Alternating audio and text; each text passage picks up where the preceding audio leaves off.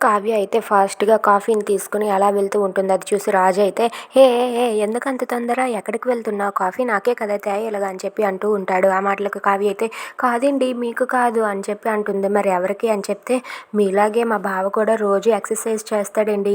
అందుకే కాఫీ తీసుకొని వెళ్తున్నాను. ఈ కాఫీ మా బావకి" అని చెప్పి బయటకు తీసుకొని వెళ్తుంది. ఇంతలో వాళ్ళ బామ్మ మెడ పట్టేయడంతో వాళ్ళ బావ అయితే ఆ మెడని సరిచేస్తూ ఉంటాడు. అది చూసి కావ్య అయితే రాజుతో ఇలా అంటూ ఉంటుంది. "చూసారా మా బావ చాలా గ్రేట్. అన్నిట్లోనే ముందుంటాడు చూసారా" అని చెప్పి అంటూ ఉంటుంది. ఆ మాటలకు రాజు కావ్యతో ఇలా అంటూ ఉంటాడు.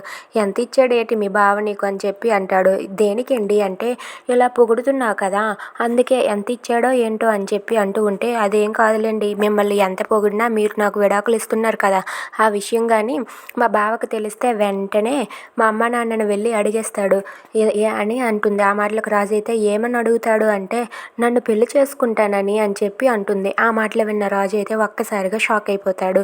Thanks for watching friends. Please subscribe our channel. Thank you.